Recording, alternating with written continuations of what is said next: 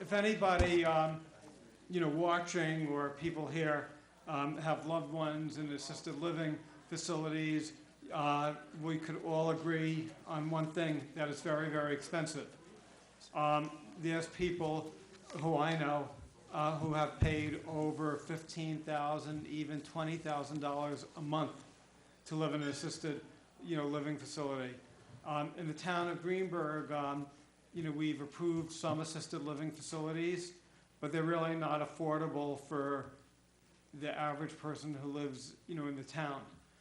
So one of the goals that I have and, members of the board have is to take a look at the issue and to see if there's anything that could be done to make assisted living, more affordable for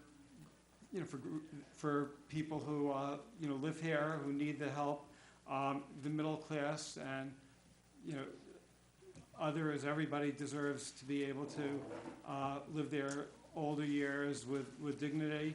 Another issue that has come up is even if people are wealthy and you live in an assisted living facility, you become poor pretty quickly because if you're paying $20,000 or $15,000 a month, the money gets depleted pretty rapidly. What happens to a senior when they run out of money?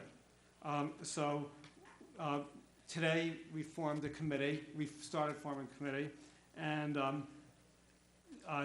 some of the members of the committee are familiar with the issue. We have Karen Schatzel, who's here. I see Ira Hutner, and I asked Lori Racanelli, who has worked with the Tarrytown Hall Care Center, to make a presentation and to start the issue. The purpose of today's meeting is not to focus on the specific proposed, law, because we're really not ready and haven't, finalized language. It's to start the discussion, to hear from the community, to invite people, if they have expertise or information, to participate in the committee and to provide us with input. And Lori is going to be giving us a report, a draft report and recommendation a week from Friday. And our committee is going to meet at the town hall a week from, 2 weeks from this Friday, 2 weeks from this Friday at 3:15. So if people are interested in the issue, you're welcome. And Lori, do you want to maybe give us a little, some comments on, your experiences? Yeah, you could. Yeah. And also, we could talk a little bit about the issue of rate increases that came up at the meeting today. Sure. Yeah. Ms. Racanelli, before you start, can I just ask the town clerk if she would do roll call?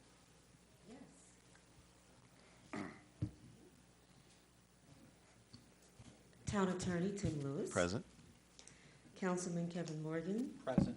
Councilman Ken Jones. Present. Town Supervisor Paul Feiner. Here. And Councilman Francis Sheehan. Present. Okay. Okay. So as Mr. Feiner said, my name is Lori Racanelli. I'm actually a resident right now of Irvington. So I've been in Irvington for 6 years. I have worked in long-term care without dating myself, maybe about 18 years now. I actually kind of grew up in the field. My aunt was a recreation director when I was a kid, and I volunteered at our local nursing home, and then my dad was a security guard at the same nursing home. So I've kind of been in the field since I was a kid, basically.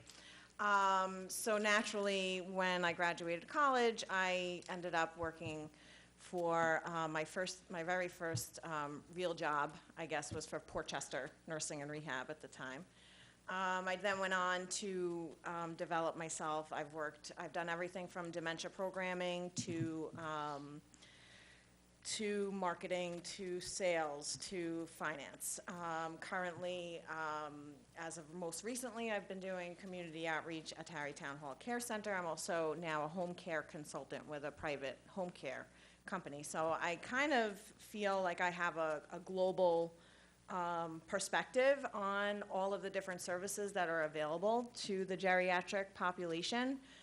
everywhere from, I've helped everywhere from the people with the least money to the people with the most money. And when I saw Paul's concern about this, he's posting on Facebook and all of the Greenburgh pages and stuff, I was like, I need to get in on this. You know, I feel vested, I'm from the community, and like I said, I've helped all of the different demographics that we have. So Paul's idea to, you know, make a certain portion of all these assisted living facilities that are being built more affordable is actually, it's new for us in New York, but it is an actually existing concept, I know in other states. So I know for certain, New Jersey, several of the assisted living facilities, some of the big names that we know, like Atria, Sunrise, and those types, they do allot a certain amount of their beds for Medicaid population.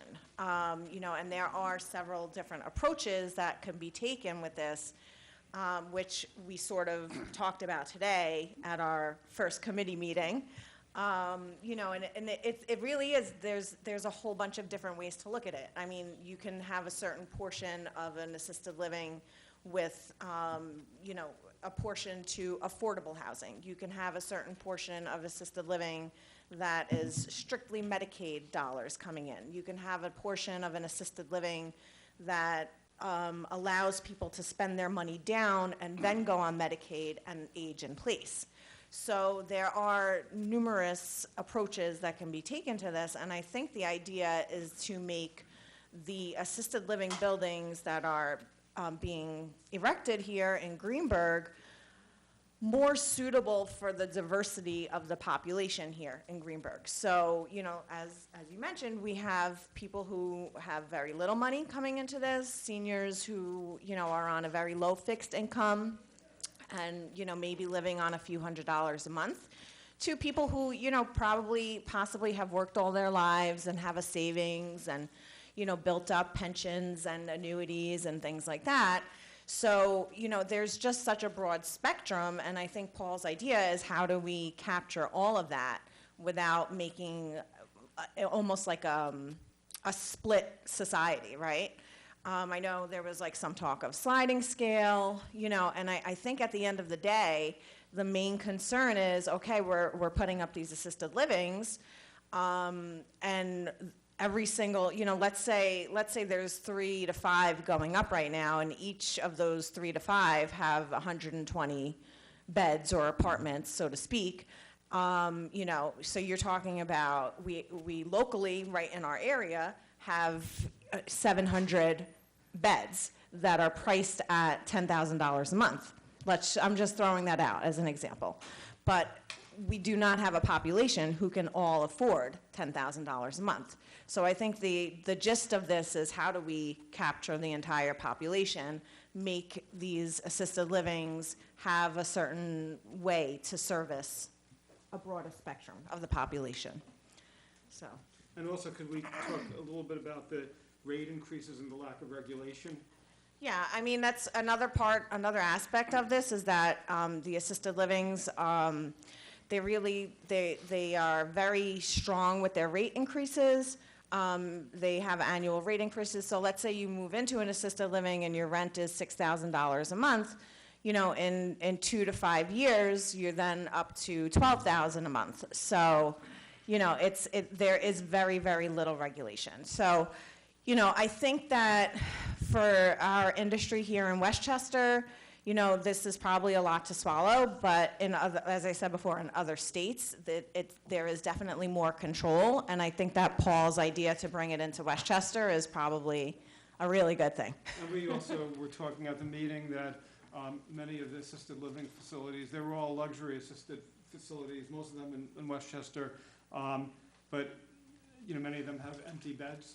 Yeah. So, you know, I mean, that's the other thing to this is that we were talking about one of the topics that came up today were, you know, the assisted livings that are going up may feel concerned, you know, they don't want to modify and take a lower price point, but, you know, at the same time, one of the things that we want to do more exploring and discovery about is how many of these beds are actually being filled. So we're getting all these assisted livings. We already have several in the area. Are they all at 100%? I highly doubt it. I probably think they range more from like an 85%, to a 96% census, which means that they have empty beds. So why are we stuck at this sort of higher level rent when we can actually fill these empty beds with a lower population? So, if we could fill those 10% of empty beds with a Medicaid population, that building would actually be making more money and increasing the revenue at the end of the day. One of the issues that came up today that I thought was interesting is you brought with you somebody who manages an assisted living in another part of the county. Right. And they basically have a policy of not evicting anyone. And could you mention? So I did. I brought a representative. I don't know, you guys, some of you may be familiar with the Field Home up in Yorktown. So they are under new ownership now, but they do have an assisted living on their campus, which was formerly known as the Seabury. The Seabury allots a certain amount of their apartments to Medicaid. So the residents coming in has the opportunity to spend down whatever money that they may have and then apply for Medicaid. So there's no, okay, you have to move on, you have to go to a nursing home. They actually just let the residents age in place. And something that we learned, I think that was important today, was that, and I really, honestly, I think this is probably an integral piece of it, and a buy-in for, I guess, let's say, like the owners of the assisted livings and things like that, is that even when Medicaid pays for your living in the facility, the person moving in is still liable for a portion of it. So the assisted living would not necessarily be losing much revenue. So, I think the main concern here, not that I want everybody to pay a lot of money, but I think the main concern here is kind of getting the industry buy-in and the people buy-in. And I think that is a way for us to advocate for it. Are there even any players in the industry that specialize in assisted living facilities for moderate income people? Yeah, so there are a few that I'm aware of. I know we were just talking about, Anna and I were talking about, there's a Springvale Inn, which is part of Bethel. They provide like assisted living that the rents are a little bit lower. Again, but then they're harder to get in. There's a waiting list. So while the other ones aren't full, Yeah. there's a waiting list For the moderate ones, exactly. So there definitely are. I don't know all of the names of them offhand, but there definitely are in the area. I don't think we have many here in Greenburgh. Yeah, I don't think we have any, actually. Yeah. If let's say there would be a requirement that a certain number of units take Medicaid, would right now the town, county, school district, fire districts, we could be getting like $500,000, $600,000 a year in taxes. Would we lose the tax exemption? Would they become not-for-profits because they're accepting Medicaid? I don't believe so, because currently our skilled nursing homes in the area are privately owned. They're not necessarily not-for-profit. Some of them are, but some of them are proprietary. They're not losing that, and they're not tax exempt, basically. Yeah. Great. Yeah. Well, thank you. You're welcome. Thank you for having me. Great. Would anybody else like to speak about this topic?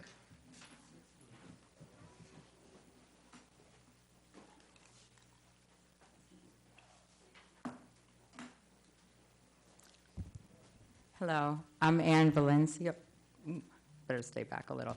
I live in Hartsdale and have grown up in this area and am concerned for the same topic about the cost of living in an assisted living or a senior community. I was a nurse for many years in geriatrics and worked at a very upscale senior retirement community in Rye, where 99% of the people in this county could probably not afford it, and it's completely private pay. But to Paul's comment about non-for-profit, even though that was definitely for-profit, they did have a non-tax exempt status because they allowed people to come in for rehab, and that's how they got away with tax exempt. So that is something to look into. Also, there were residents that were there in assisted living, and when they've spent down all their money, then they were considered B residents or charity cases. Not that anyone knew who they were, but that's how they were able to get the tax exempt. So that is something to think about as well. In my own experience, on a family level, my aunt was in a retirement assisted living in the independent sector in a place right here in Ardsley. And after so many years, she said, I have to move out of here. I have to move into your building. I can't afford this anymore. So now she is my neighbor across the hall. So I am her backup to whatever she needs, which is fine. But there are people that don't have that don't have, a neighbor or a relative around to give them a hand, and they're on their own. I have a mother who is sick and moved back to New York, and she is on waiting list for senior apartments, not assisted, independent, and there are 2 to 3 or more year wait list in this area. So I think it would be very helpful if we were able to have more affordable housing, not only for the population that exists now, but people that are going to be in that position somewhere down the road. Where will they live? They'll have to move out of the county or move out of the state. So I think it's an important issue. With respect to your aunt, did the facility in Ardsley offer any options? Oh, no, they said bye, that's They just okay. let her go? Yeah, They as she's, knew why she was leaving. yeah, they knew, they didn't care. They raised the rent, whatever they want, every year, and it's not an option. You can't negotiate it. It's not like an apartment rental where it's 3% or 5%. It's whatever they decide, and you want to go, you go. They don't even attempt to sway you into staying, and she'd been there, I think, since 2006, And when did she leave? 2 years ago. Wow.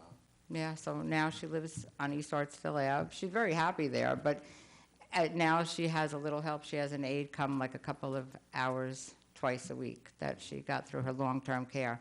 But this is an issue that's going to continue to repeat itself if we keep putting more and more facilities in that people can't afford. And it's true, they'll have empty beds. And as a nurse, I know empty beds are not a good thing. Yeah. So, No, I know I have an aunt, and she lived to 99, and she lived in assisted living for over 10 years, was running out of money, and they said, if you don't come up with the money, you're out. They didn't offer her any. First, they said you could downsize, so she downsized the room, but one of the problems also with older people is if they're used to staying in one Environment. room, and then they moved, then she passed away 3 months later. People don't do well when they change. Yeah, so it's really hard. One of the thoughts that we had at the meeting was Lori and a few others will present us with a first draft, and then we'll present it to all the state legislators and members of Congress and other municipal officials, and then from there we'll see what we could get. I sort of feel that we should analyze what New Jersey is doing, because they're doing more than New York in terms of protecting people from being evicted because of their law that enables I guess it's a requirement, I think, isn't it? Yeah. It's a requirement that a certain number of units have to accept Medicaid. Yeah. I believe you have to live in the facility for like 2 years, and then if you run out of the money, then The facility can actually help you apply for Medicaid, and then, acquire the funding. Isn't that what nursing homes do already? yeah, Nursing homes do that. yeah, nursing homes do I that. think the idea is for assisted livings to No. follow suit. Yeah, absolutely. Yeah. right. And then, I also would like to see us take a look at the, regulation of rate hikes. I think that's another issue that we Yeah, should be because looking at. they have no regulation at all. They can raise it $100 a month or 50, whatever they want. And usually, people end up having to leave just for that reason, where they're running out of money, but also this constant increases, and you're at their mercy. And unfortunately, they don't have much of a heart when it comes to the elderly, but people are living longer. I had residents when I worked in the facility that I worked in that were 106. They said, I don't even know why I'm here anymore, but I'm still here. I guess God doesn't want me. But there are a lot of people, there are a lot of centenarians living in this area, and they'll run out of money. I mean, if they retired at 60, 70, 80, they still have another 20 years where they're spending down their money. So I thank you for your time, and I hope that we can come up with some great solutions. Great. Great, thank you. Anybody else want to? Karen? Karen was at our meeting today and been very active in the League of Women Voters for many years. Oh, thank you, Paul. Again, my name is Karen Schatzel, and I'm a longtime affordable housing advocate through the League of Women Voters. However, I'm very ignorant about senior housing, other than the fact that while serving on the Housing Committee in Irvington, the village where I live, I was very disappointed when Brightview had come in with its proposal for an assisted living and a graduated care facility in Irvington, and had agreed to have 4 positions for affordable positions for patients, not just patients, but in the assisted living section. And the Brightview people had come in with 5 different iterations on their plan, at least, and then withdrew. I'm not going to get into that, but in any case, I was very disappointed. But as Paul said, I was at the meeting today, and I was very impressed. I could not really contribute much because, as I said, I'm ignorant about the affordable housing for seniors in particular is concerned. And but the one thing that did impress me today was the cross-section of people who were there, because in addition to Ms. Racanelli, there were a couple of other people who are professionals in the field, and a lawyer who's in real estate, and 2 consumers who had experience with family.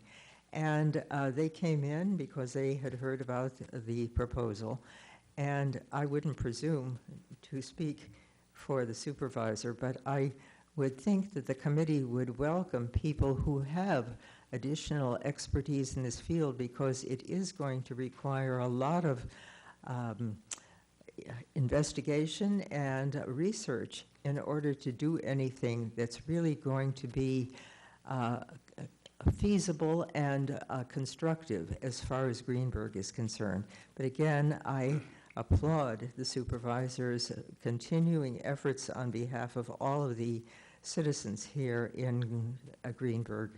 And I would hope that this committee can do something that will produce a real assisted living opportunity for some of these senior citizens. And, I think, with, the states, a new state senate and a state assembly, they have committees and experts who, a senior citizen aging committee. So, once the state lawmakers realize that this is an issue that's coming up, I think there's an excellent chance that maybe their special task forces and researchers, lawyers could tackle this issue. So I'm going to reach out to members of the congressional delegation, anyone who has expressed an interest in senior citizen issues, and I'm hoping that with a little push that this could become a national issue, because I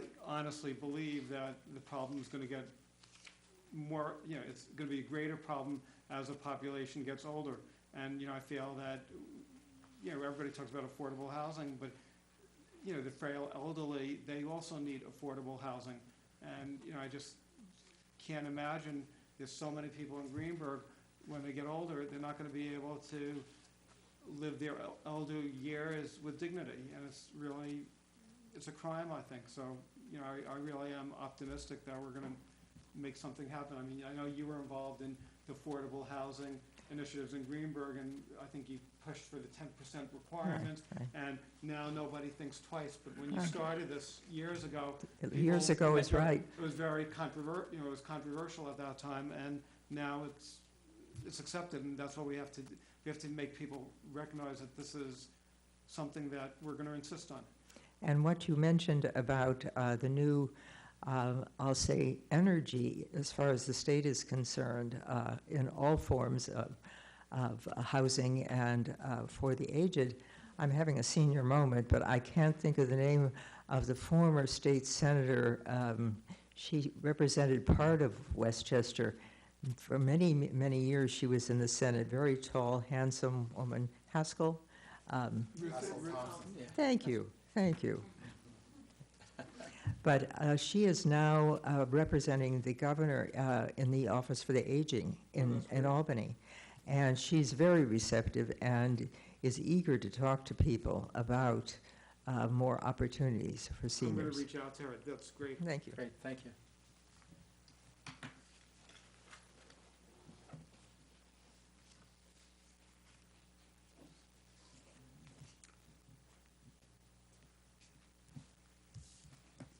Thank you for listening. I'm Etta Profetto, and been living in Greenburgh over 30 years, and I'm on the co-op board on East Hartsdale Avenue. And over the years, I've gotten older with the building. What's happening, I think, that we need to look at, and I think even people that are going to invest in the future in housing, I think, like you said, senior housing.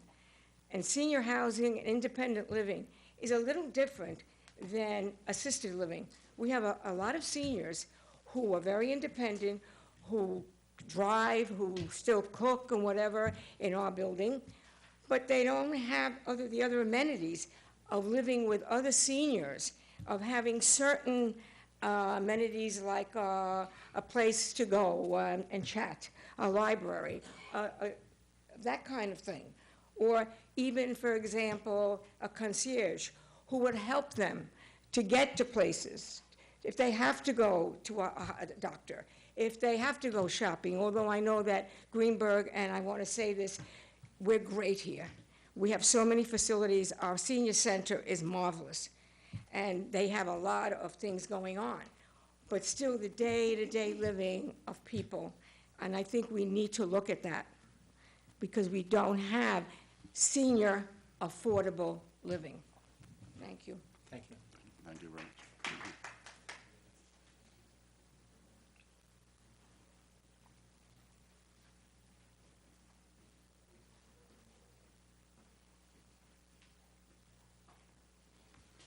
Hi, my name is Patty Tsippi Hart. My husband was at the meeting this afternoon, and I'm the Westchester director for an organization called Dorot, which is the Hebrew word for generations. We identify older adults that might want to have a volunteer come and visit, older adults who have wonderful life stories to share, et cetera. And so I'm always looking for older adults who might want to be involved with us in addition to volunteers. The county, I don't know if you've been in touch with May Carpenter, but the issue of affordable housing is definitely on the radar screen for the county. And I'm involved with a lot of different collaboratives that are part of the county. There's one on age-friendly stuff, and there's another one on transportation that covers the whole county. But, I think that the issue of assisted living and having access for people with lower incomes is important. I also think that for middle-income people who don't have access to Medicaid, that it's a whole other ballgame. And so I think that we need to kind of keep that, in mind in thinking about, how do we make our community as livable for everybody as possible. I was talking to one of our local librarians who is going to be retiring in a year and a half, and she's leaving the county because she can't afford to stay here. And I hear that often from people, and I think that if we can look at, it's not just about housing, but it's access also to other kinds of services, because social isolation is such a big issue for people. So if you're living independently, and a lot of people don't want to move into assisted living, they want to be able to age in place. And in many parts of the country, in the city as well, there are what are called NORCs. They're naturally occurring retirement communities. They're, for the most part, they're apartment buildings that older people have moved into, and there are things that have been developed so that there's a supermarket, there's a beauty parlor, there's different, medical things, there's transportation. The job I had before this, I was in Washington Heights, and a lot of the buildings there actually got funding from the city in order to actually have staff in them to provide services for these NORCs. We've lived here now for 14 years. I don't know about any NORCs here in Westchester. I mean, which I think is a shame, because I think it's a model that really allows for people to connect, allows for housing that people can manage. But I know in the city there's Section 8 housing. I don't know what we have here that's anything like that. There's also there's housing where your rent will get capped, and then the city pays the difference if you're at a certain income level. I think there are models out there that we really can be looking at in order to kind of help people age in place. And also, if people need to have assisted living, having a certain percentage of apartments that are access for them, but not to lose sight of the middle class who are really going to get squeezed here. And just so you know, we did talk about that today in our conversation, that there is, like, from all levels, as I said Right. before, there is that sort of gray area in the middle. Right. Well, and I think that's an important, just an important kind of piece. I couldn't come today. I was otherwise engaged in work, but I am interested in the topic. Mr. Iaconelli, can you come up? Yeah. Okay. Mr. Thank you. Iaconelli, when you speak, can you come up to the mic so everybody can hear you when you make those statements? Okay. Thank you. Thank you. Mr. Bernstein?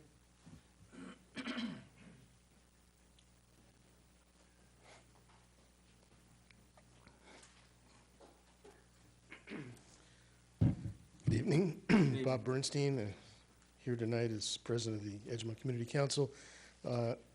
At our meeting on Monday evening, the subject of the proposed local law was discussed.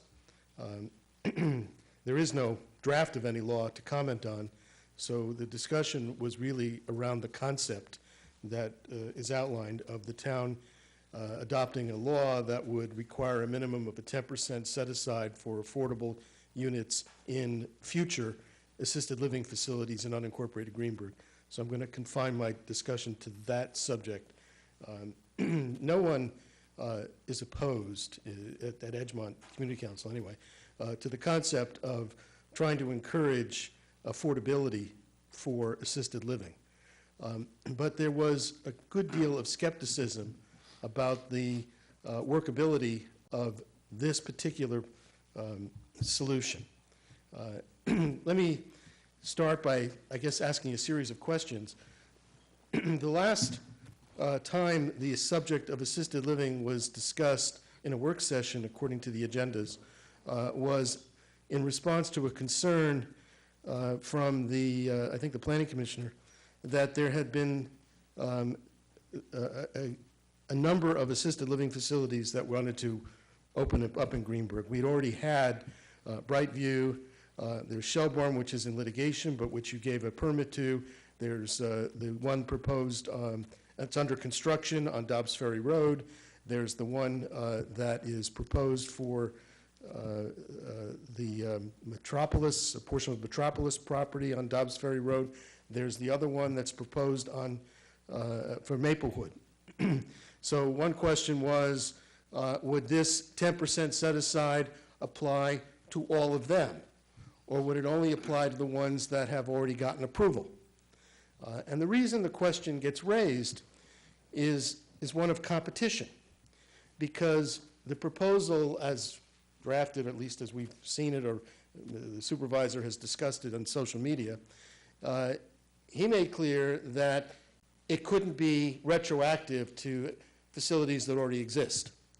And by so doing, enacting this kind of a legislation gives those existing facilities a substantial competitive advantage. How substantial, I don't know, but you would need to find out, because one thing we know for sure is that if you did a 10% set-aside, the cost of the set-aside would have to be borne in the form of higher rents for everybody else who wouldn't qualify for the set-aside.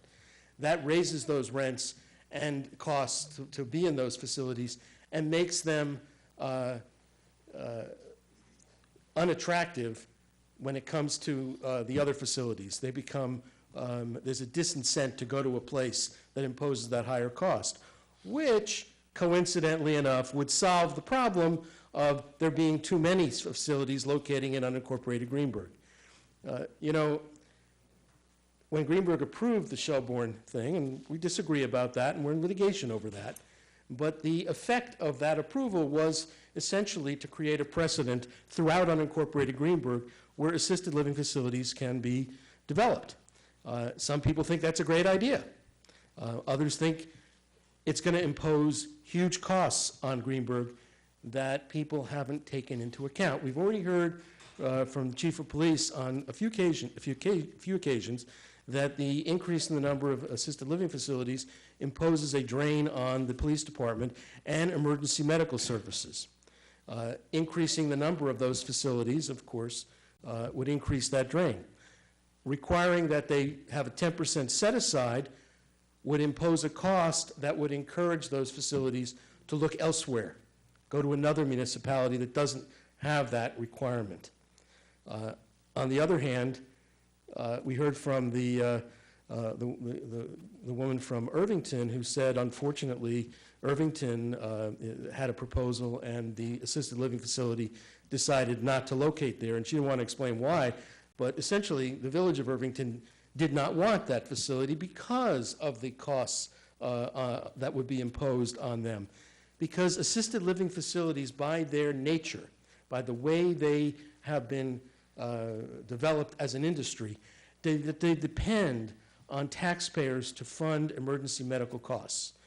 You can impose requirements on them to maybe have staffing and whatever to deal with non-emergency, but in terms of emergency medical, they're set up so that the taxpayer has to fund the cost of that, whatever it may be.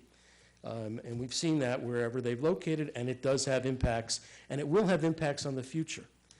So what do you do in a situation like that? Well, this problem is not a problem that just occurred to Greenburgh. It's been discussed in Albany for years. And the problem is, you're absolutely right, and residents who've spoken about it are absolutely right. It's a problem that is getting worse and worse. And here's the problem. The problem is that if people go into assisted living, it's very expensive.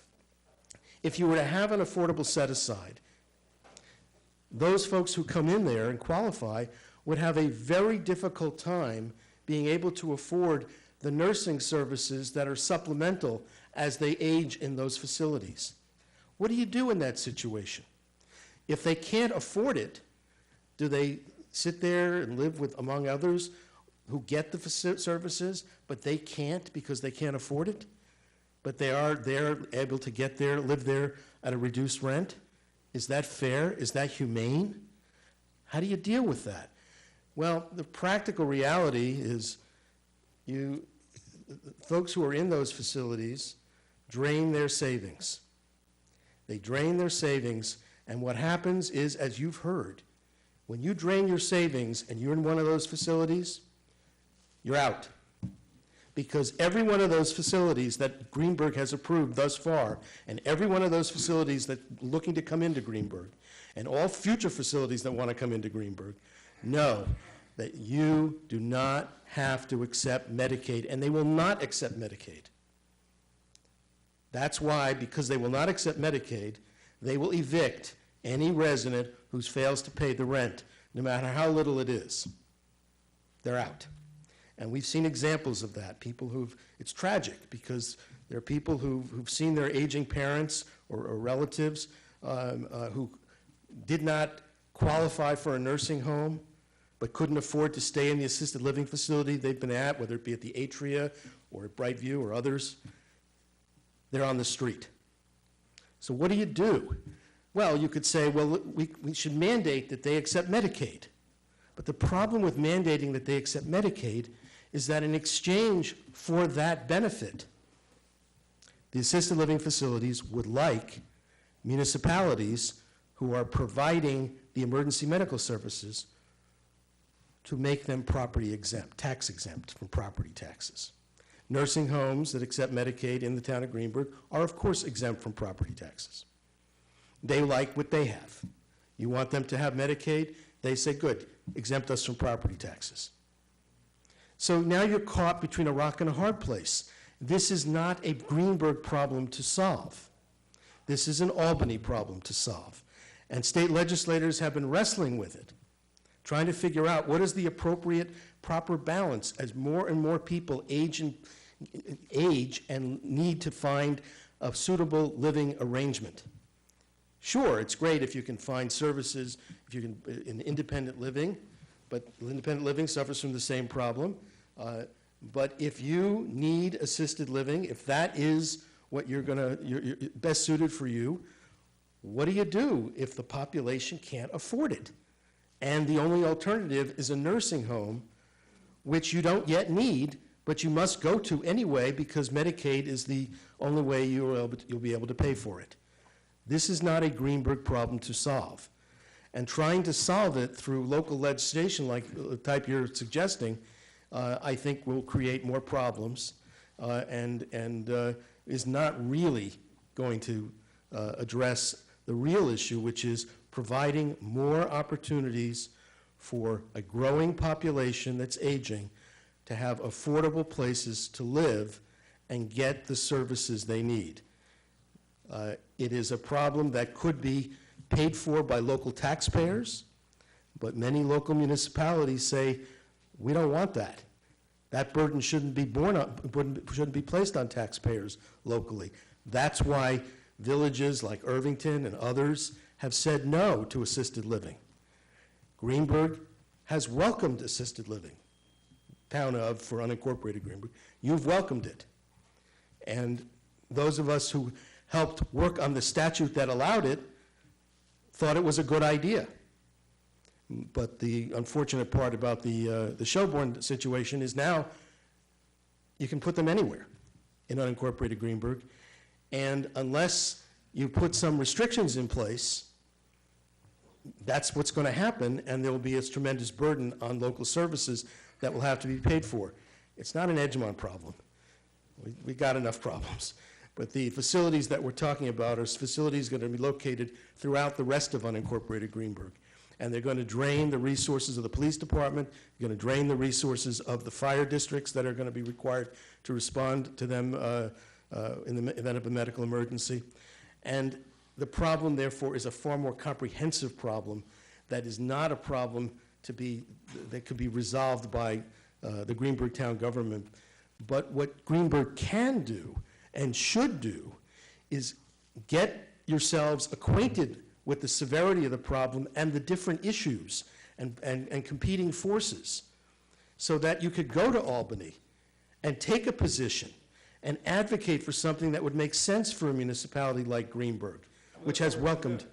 That was the whole point of this meeting. You know, originally we had a public hearing, and then we decided that we weren't ready for a local law, and we had the meeting today. And Could you tell, for those of us who weren't invited to the meeting and didn't know that it was even taking place, it's kind of unusual for you to hold such a meeting, and the rest of us are just sort of finding out about it, at this public discussion. When was this meeting advertised? Who was invited? and what took place? Well, basically what happened is I posted on the website that I'm forming a committee. And posted that, I think, a few days ago. And people said they wanted to be involved.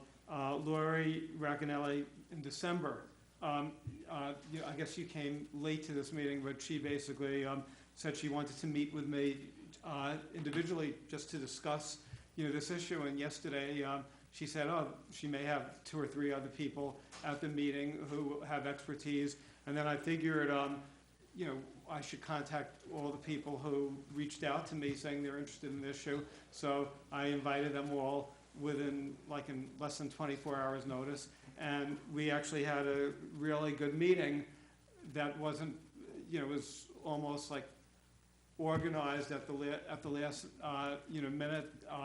There's other people who want to be part of the committee who were not, who probably couldn't make a 2 o'clock, meeting.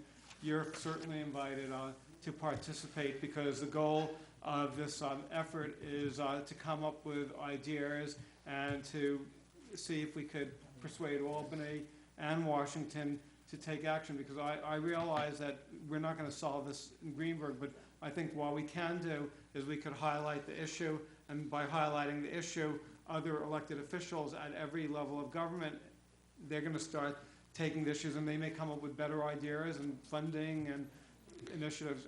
Lori? I was just wondering. Well, you got to come up. You Well, can't do that. Okay. You have to go to Okay.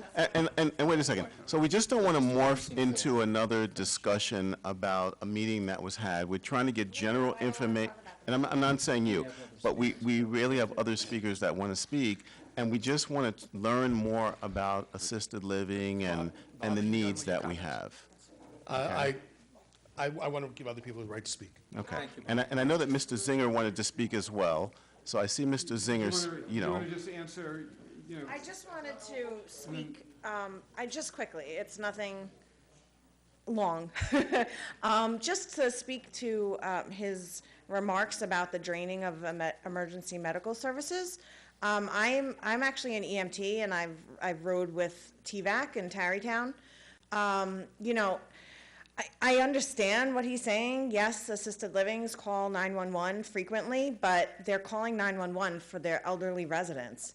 And, if those residents were in fact isolated in their homes by themselves with nobody available to call 911 for them, just because they're not utilizing the emergency medical services doesn't mean that the assisted living's increasing emergency medical services is detrimental to the community, because the people in the assisted living communities are getting the care that they wouldn't be getting if they were isolated at home by themselves. And, just from working in the skilled nursing facilities, I can tell you that we have had referrals from people in Greenburgh who have laid on their floors in their apartments for 3 to 4 days at a time, near death, because they were not in an assisted living. So just to speak to his point about the emergency medical services, I understand what his point is, that it's financially draining, but also to tie it back into the fact that skilled nursing facilities, some of them are 80% Medicaid, they're still paying property taxes. If you want, we can find out how much property taxes they're paying, but they're also calling 911 for their residents, and they are paying property taxes. So I don't really know what the disconnect is. So that's it. Mr. Zinger? Well, we want Mr. Zinger to come up because he hasn't spoken yet, and he has a comment.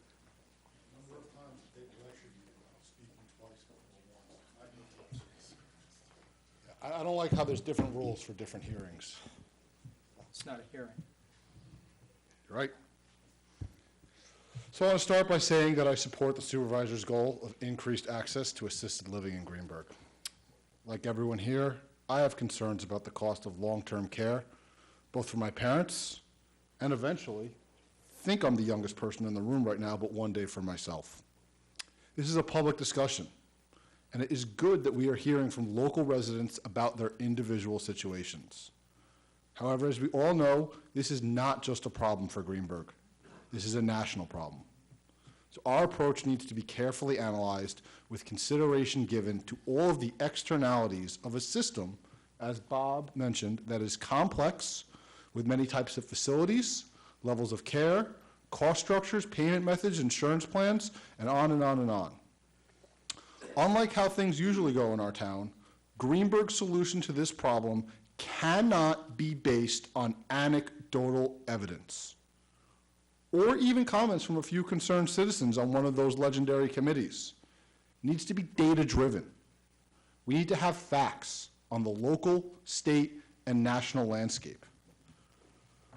What information do we have about the cost of assisted living facilities in Greenburgh? Do we have the rates that the assisted living facilities here are currently charging? Have we compared it with the cost of living here in Greenburgh in a regular single-family or multifamily housing unit? Or the cost of assisted living in the outside region, in other counties like Rockland County, the Bronx, or New Jersey? How many assisted facilities are currently in the town, and how many beds are there? This is the kind of data-driven analysis that we need to start with, not finish with.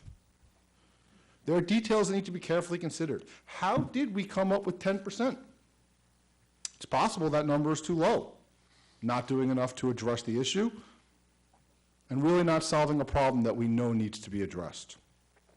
It's also possible that number is too high.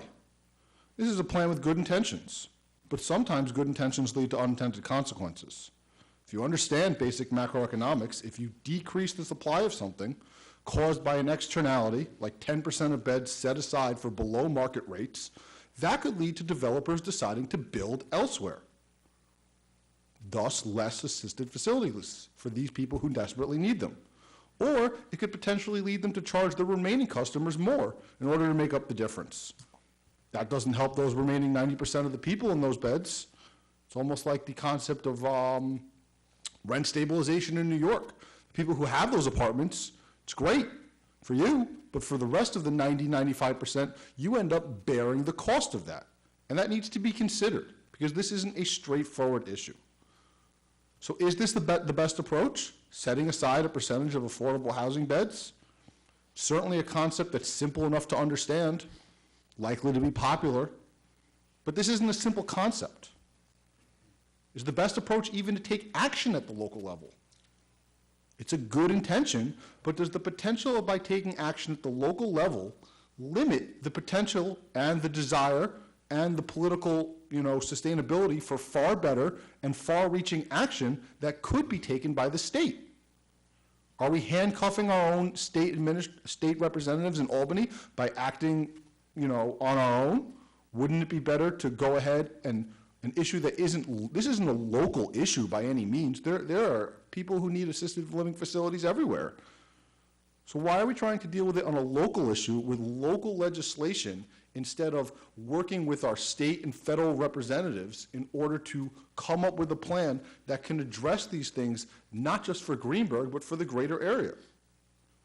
We're not even getting to the details of implementation. Who would be eligible, how they would be chosen, that's far too far down the road, but these are the kind of details that we need to start with, not finish with. So I urge the town to act deliberately, use data-driven facts in order to support any legislation, and consider all the potential externalities of their action before going forward. Thank you. I just would want to mention that the village of Scarsdale recently, a few years ago, approved an assisted living facility, and then they actually adopted a law that requires a certain number of the units to be affordable. And I had spoken to the village manager of Scarsdale, and I asked them, what they did, and they said they adopted the law. And after I spoke to them, I said, gosh, Greenburgh should also do something similar.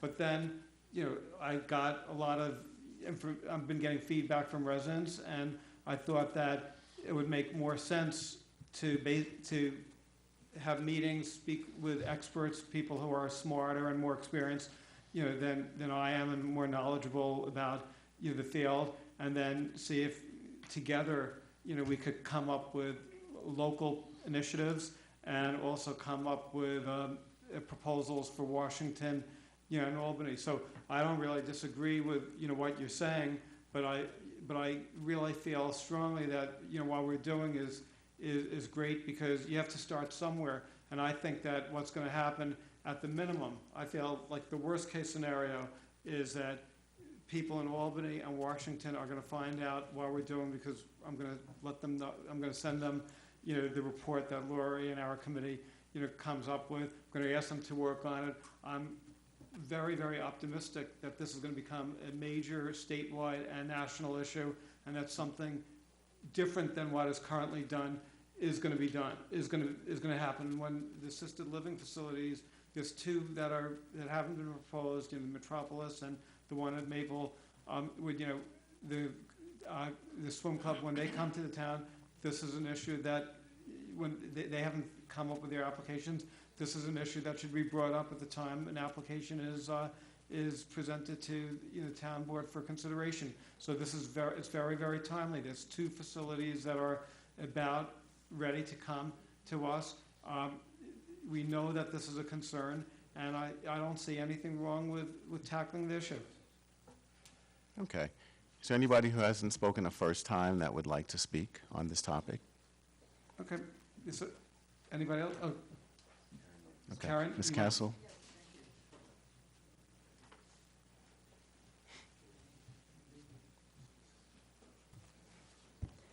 I'm still Karen Schatzel, and I'm still from Irvington.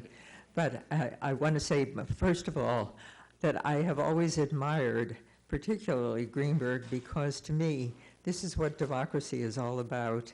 And as painful as it can be sometimes, I think you are a model of democratic action. I also would like to say, though, that there were statements that were made this evening that were not accurate or truthful. And I would like to address one of them about Irvington, because I said that I was not going to say anything about the Brightview, why Brightview withdrew. But the statement was made that Irvington didn't want it. That's patently untrue. Irvington, especially the administration, has been very supportive of the Housing Committee and of all housing efforts, and has been encouraging more investigation. And I think that's what this committee needs. This seems to me very, very preliminary. And I think that the supervisor has initiated this in order to start research and to start investigating what the possibilities are and what the obstacles are. But again, I'd like to go back to Irvington because I feel I have to defend the community and its aims. And I'm sure that there are as many people here in the vast area of Greenburgh and all the incorporated and unincorporated areas who would be as supportive of this and oppose it. So in any case, I hope you will go forward, and I hope you will support that effort to do more research into the project. Yeah, and Judith Beville just handed me a memo saying that during the swearing-in ceremony, which she attended, of Senator Andrea Stewart-Cousins as majority leader, Andrea mentioned that the Democratic majority will focus on improving affordable and assisted living housing. So this is something that already is capturing the attention of members of the state legislature. And again, if we get some ideas from local people and we pass it on to Albany, and people in other communities do the same thing, then we might be able to come up with a plan of action, because the more ideas you have, we'll be ripping some apart, and we may get a good idea here, we may get a good idea there, and at the end of the day, we may get something that's really, really positive. And again, we definitely have to do something, because it's just getting too expensive, and there's too many people getting older, and they're not going to be able to afford these assisted living facilities. And, there was one person who called me. They were all excited about the assisted living facility at the former Frank's Nursery. They said, I definitely want to move. I want to sell my house. And then they said, how much do you think it will cost? And then when I told them, they said, sorry, I'm not going to be able to afford it. So there's an awful lot of Greenburgh people, when they see these facilities coming in, they think that they'll be able to live there, and they're not going to be able to. And that's the goal of this initiative. And again, I like the assisted living facilities because if you have even if you have a lot of money, there's nothing wrong with the fact that people who are elderly, the frail elderly need the care.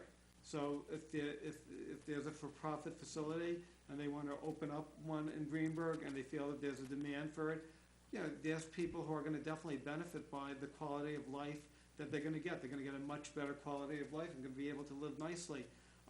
But there's a lot of people who are never going to be able to afford it unless we change.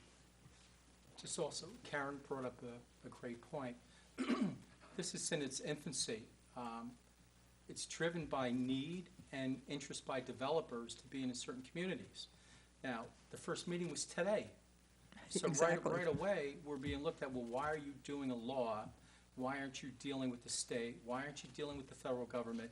Well, we're not going to tomorrow pass a law that could affect everyone. We're getting input. So it's easy to say, well, why are you doing this? Why did you do this? We're going to speak to our representatives. We're going to speak to our senators and Albany and the federal government. But there has to be a first step to get it going. And that's why you're here. There was a meeting today. Some people may be offended that they think there should be there. Well, unfortunately it didn't happen, but there's going to be more meetings. So, we want to keep the ball rolling and keep moving forward. And thank you for your comments. Welcome. Great. Thank you for coming.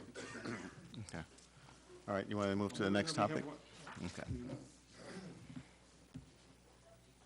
I'm still Ann Valencia, and I still live in Hartsdale. In regard to the issue with services such as ambulance, EMT, I don't know how many people are familiar with Hartsdale, but I live on Hartsdale Avenue, and I face the street. My apartment faces the street. And the police are constantly going to a lot of apartments where people are living alone. And I experienced it myself last week. I came into my building.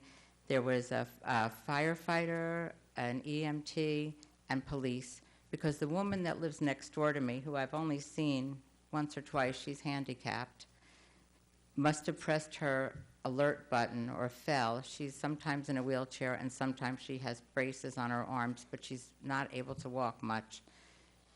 She must have pressed her alert, and the EMT said, how can I get into her apartment? And I said, well, you'd have to call the super. I'm not going to get into specifics, but our super is a ghost most of the time.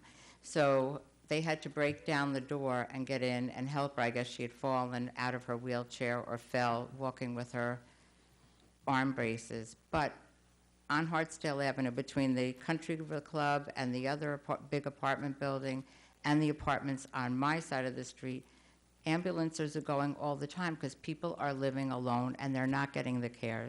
So to Lori's point, if you're in an assisted living facility, there's somebody there if you fall. There's somebody there if you have palpitations or possibly faint, where people living alone. It's still costing money for that ambulance to come. So I don't think that that's such an issue. They'd have to address it whether you're in an assisted living or if you're at home. Thank you. Thanks. I don't think anybody has a problem with them calling 911 if there's a reason to do so, but what some assisted living facilities are doing is they're having a no-lift policy, which means that if somebody, slides out of the bed and is on the floor, a CNA will not put that patient back to bed. They'll call 911 to have an ambulance worker put them back into bed. And you have to really question whether or not that's really a good use of our resources, because while they're responding to that call, somebody could be having a heart attack, somebody could be choking, but instead they're putting a patient back into bed that a CNA probably could do. And so we need to address that. And I guess one of the things that we look at is how many calls are those types of calls versus how many calls are really emergency calls. So that's certainly something to look at. Absolutely. That's great. Well, I really appreciate the fact that so many people came out tonight, and this is going to be a continuing issue, and we're going to definitely make something happen. So I'm optimistic. We Okay. won't give up until we get something. All right. Thank you. All right. Thank you.